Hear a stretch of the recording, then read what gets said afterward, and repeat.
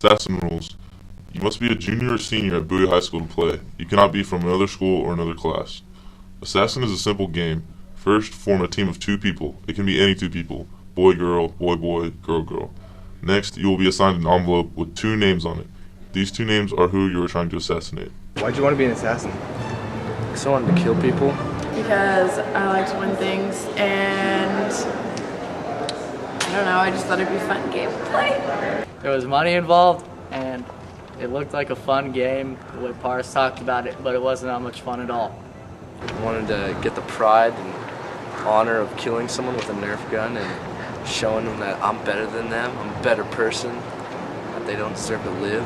We just wanted the money for prom. Yeah, we wanted to save it for prom. And it was a lot of fun too. I mean, you get to shoot people with Nerf guns. But that's what we're aiming for, that prom money.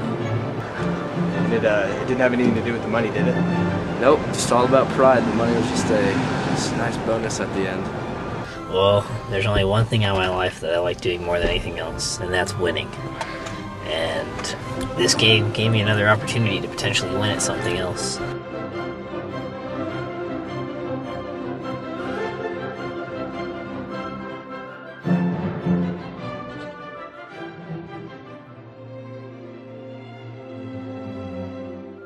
So Alex calls me one day to track me. He says, Jenna, so Paris is here. He runs the first event and the last event, and in between events he leaves in between them and goes somewhere. And he said he was almost done with his 2 miles. So I drive over there with Nicole in her flashy little car, and we drive and we just sit and we wait for him to leave. And we see him come out, and he's like running around the parking lot with some randy kid that no one knows. And he runs around the parking lot, and then he goes and gets in his car, and the kid does not get in the car with him. The kid goes elsewhere, he's not with him, doesn't get in his car and follows him. So Paris leaves, and we leave behind him. No one else leaves at the same time we do.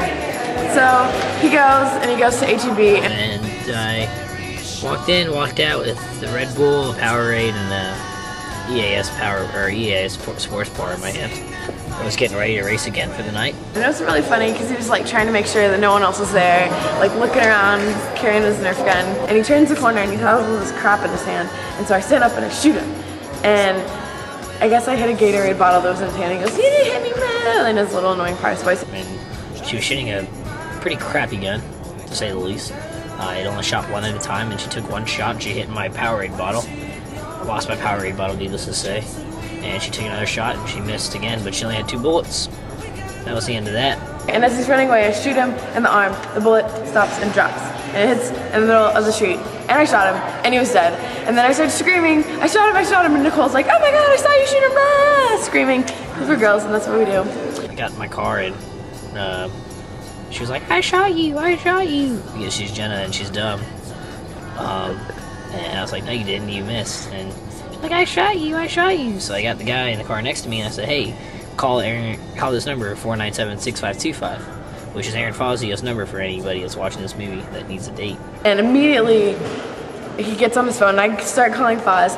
And so Faz, I talked to him a good 10 minutes later and he's like, yeah, some random kid that neither of us know called us and said that he saw the whole thing happen and you didn't shoot Paris. He called and he told Aaron I didn't get shot, and that's the story. That guy wasn't No, there was no guy there. There wasn't even a guy there because Paris said he was in the car next to him, and Nicole was taking pictures.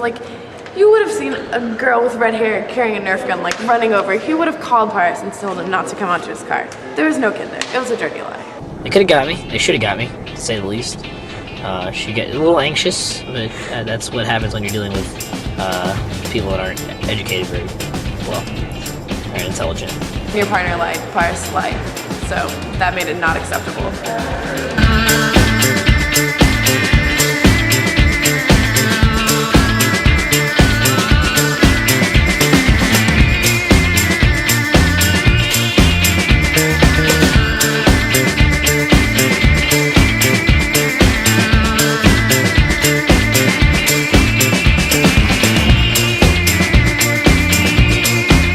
The last kill we did in order to get that money was Joe and Paris.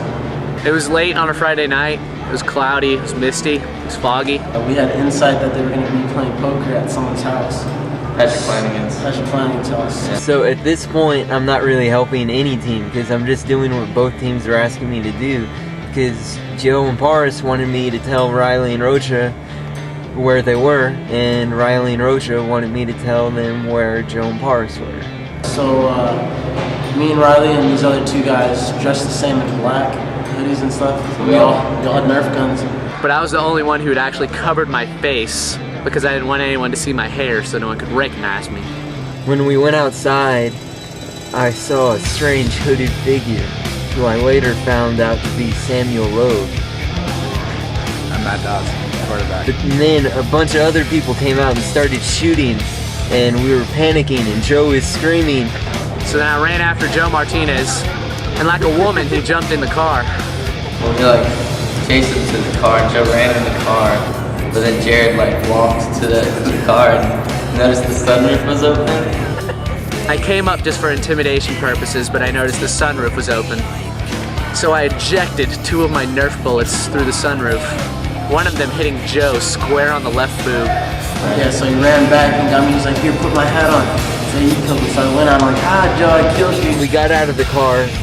Joe was admitting defeat when Alex shot Joe, because it turns out that it wasn't Riley that shot him that first time. It was Jared Cooper. For Paris, he had left earlier, so anybody left his car. He was there. actually looking for us. Yeah, but he didn't know we were there, so he had already left. And he left his car there, so we were just waiting there by his car. Riley was underneath the car in front of Paris' car, and then I was in the back hiding. And eventually, they kept driving back and forth, checking to make sure no one was coming. They came about 10 times. It took like 30, 35 minutes. We were just sitting there. Yeah, it was straight pitch black. But so eventually, Paris drives up behind the car that Riley's on. He gets out, shoots Riley, and doesn't see me in the back. I come running, and I get him in the ankle, and he ran off. And that's... And we argued about it for about 2 hours. Yeah, because he tried to lie about that too. So he brought Fozzie onto this, and he cleared things up.